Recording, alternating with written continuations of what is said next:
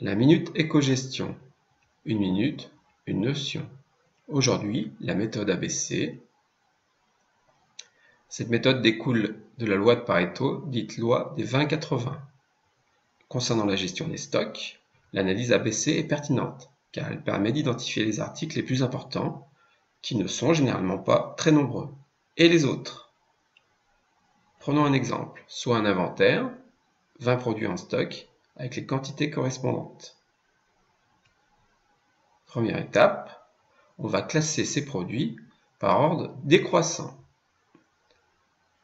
Exemple, la référence 14, 1800 produits en stock, c'est la référence avec le plus de produits. Deuxième étape, on va faire le cumul du critère retenu, le critère étant la quantité en stock. Comment fait-on? C'est une simple addition, 1800 plus 600, on obtient 2400.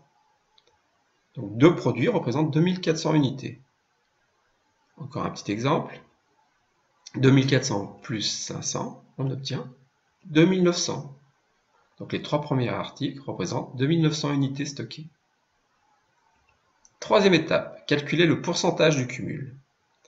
Alors le pourcentage souvent est très mal compris par les élèves. Alors comment on obtient ces pourcentages? Prenons le premier, les 43%. Le calcul est simple.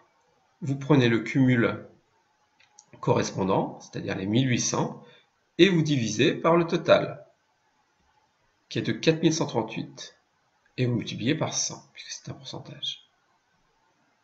Vous n'avez pas compris? On essaye avec le 58%. Comment fait-on? On fait exactement le même calcul, c'est les 2400, divisé par le total, multiplié par 100. Et ainsi de suite, jusqu'en bas du tableau. Quatrième étape, détermination du rang et pourcentage du rang. Alors le rang, c'est tout simple. Nous avons 20 articles différents en stock. Vous les classez de 1 à 20. Le premier étant la référence 14. Pour le pourcentage correspondant, le calcul est simple. Comment on obtient 5%?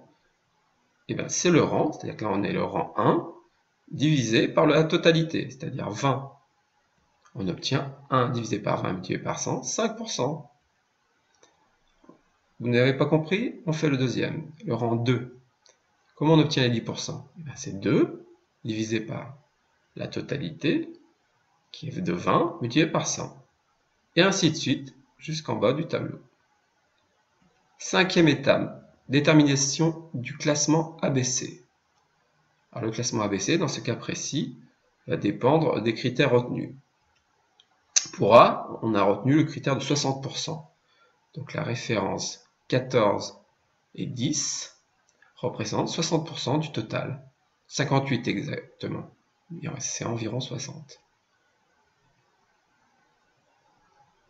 Pour la référence B,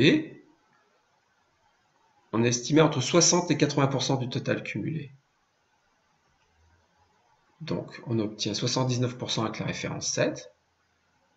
Ça deviendra donc la catégorie B. Pour la catégorie C, c'est le reste.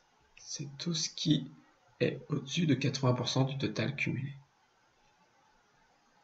Ensuite, il suffit de tracer la courbe. Donc en abscisse, on met le pourcentage du rang. En ordonnée, le pourcentage du cumul. Et nous traçons la courbe. Exemple, 5% des rangs représentent un peu plus de 40% du cumul. Et nous pouvons faire nos trois catégories A, B et C. Fin de la minute. Merci de votre écoute.